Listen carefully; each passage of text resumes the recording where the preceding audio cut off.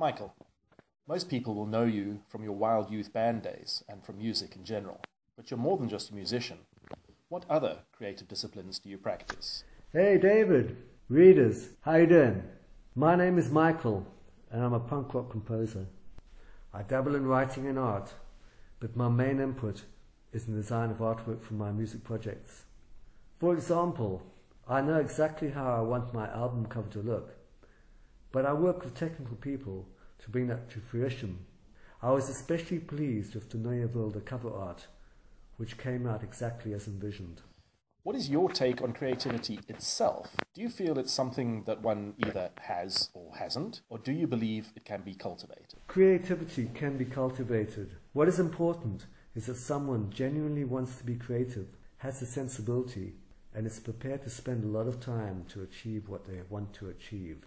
A lot of people find this boring, so creativity is not for everyone. Do you have particular routines or methods for being creative, or do you just wait for inspiration to strike? When I get an idea, I think of it constantly. It is a loop going around in my head, when I'm at work, in the car, when I'm asleep, and so the song writes itself.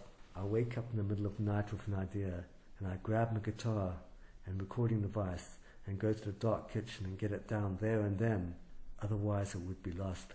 The kitchen late at night is perfect. There is no noise, no interruption. When in the studio, I played a demo to the engineer and he can see exactly what it is I'm after. The foot taps become the basis of the drums. It is important to experience life, be it good or bad, in order to create. So whether it is poverty or travel or danger or love, it is something to inspire you. Inspiration comes to me out of the blue and I rarely have to look for it. Even being uninspired can be an inspiration. Yesterday we were working on a song. It was a struggle and getting nowhere.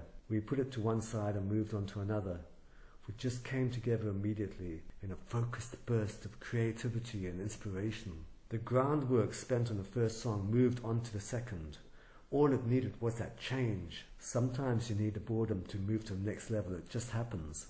If you think back on your own creativity, can you remember what you became aware of first? The desire to create or your ability to create? Definitely the desire to create. How much dog work, by which I mean practice, lessons or research, have you put into your craft? Where possible, I try to practice guitar scales 2 or 3 times a week to keep in shape. I've had only a few lessons. I learned to write songs by listening to a lot of music. Song structures and arrangements became obvious to me. Many people talk about the need to shape and finalize a work. How much of this do you do? In most cases, I do a lot of preparation. I record the structure at home and fine-tune the lyrics and arrangement so that I'm prepared as much as possible for the studio. As studio time costs money and the budget is tight. Other times I'll go in for bare idea and just see what happens. Whatever the case, there is always that moment when the creativity kicks in and things get really interesting. Is it easy to know when enough is enough, when to stop and when to continue making changes? Yes, I work by instinct. I also believe that in order to have perfection, there needs to be imperfection.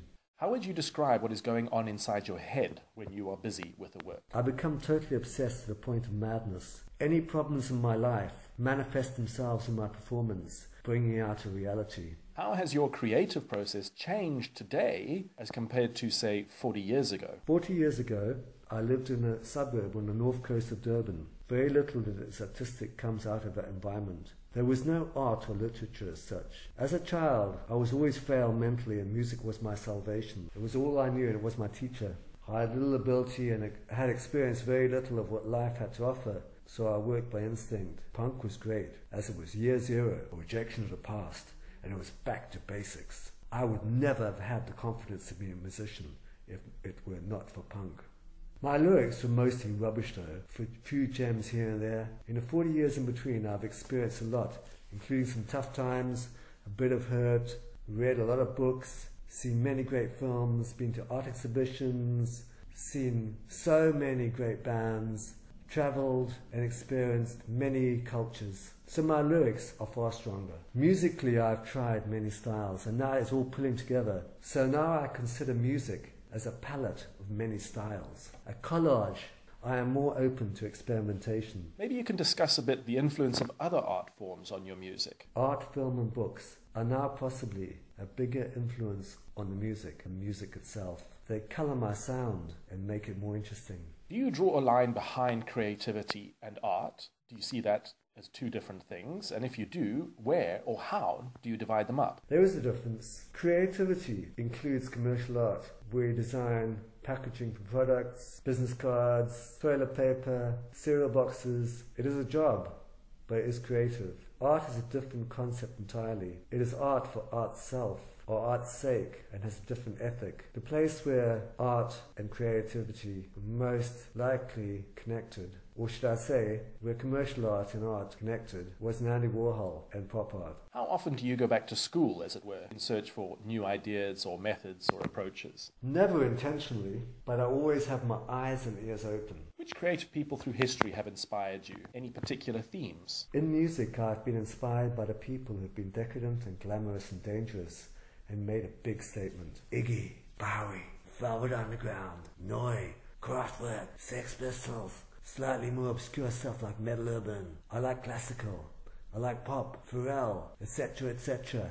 I like writers like Ballard and Hubeck. I like artists like Egon Schiele, Munch, Andy Warhol. Filmmakers like Ridley Scott, foreign films, refugee stuff. I'm attracted to Durande. Would you consider yourself primarily a visual, audio, conceptual, technical, or narrative-led person? Is there some kind of pattern to what gets you excited and wanting to make things? Visual, audio, and conceptual, all of them. There is no pattern.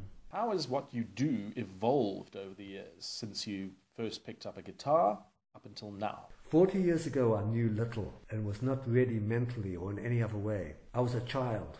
I have learnt a lot. My music in '77 was male rock. Now it is something a bit more diverse, something in between. And lastly, what is next for Michael Flek? What do you have in the pipeline, creatively speaking? I've released my first solo album, Neue Bilder. It is the album Wild Youth would have made if we were still together in 2017. I'm very pleased with it. The next step will be different. Thank you for your time, and I wish you all the best for the future, and have fun. Good night.